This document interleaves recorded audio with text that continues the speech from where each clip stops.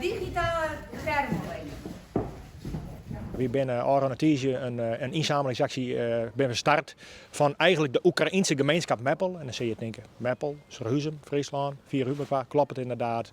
Maar het initiatief is start en wij trokken dus nu uiteindelijk op meerdere locaties in Scherhuzem, Srusteveen, maar ik in Meppel en omstreken spul verzamelen wordt voor de mensen in Oekraïne.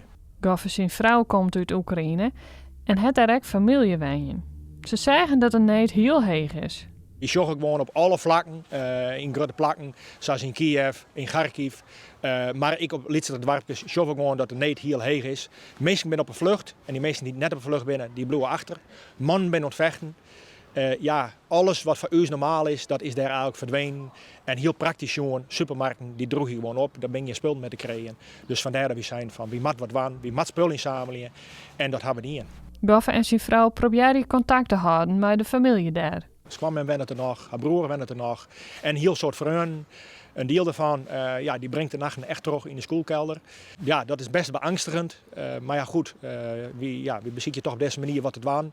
En ze vol mogelijk contact houden. Tot nu toe gaat dat goed. Maar we merken wel dat het net altijd makkelijk is om iedereen goed te pakken te krijgen. Soms leidt de lijn eruit. Maar tot nu toe functioneert alles nog. En dat is gewoon goed om te zien. Want op het moment dat het stil is, wil je onzeker. En dat is net een offelijk gevoel. Daarom vindt Goff het mooi om te zien dat er zoveel mensen in actie komen. Dit is gewoon een crisis die dus alle jaar rekt. Zat uiteindelijk Oekraïne zelf mobiliseerd is, zou mobiliseren wie ik.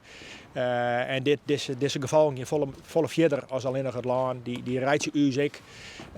En daarom is het goed om te zien dat de mensen dat zo goed opvakken en dat gewoon stenen. We hadden de Jumbo in Meppel, die had een verdubbelingsactie inzetten. Dus dat werd morgen de hele dag voedsel verzamelen. Joord werd bij de Albert Heijn voedsel verzamelen. Het transportbedrijf MOCTB die had transport beschikbaar gesteld. En een ruimte waar we uiteindelijk alles centraal verzamelen kunnen. Dansroom, de balroom, dat mij de Friese Waarden uit de Tillewij die materiaal beschikbaar stelt. Medisch materiaal, ja, dat is ongekend om te zien wat er nou gebeurt.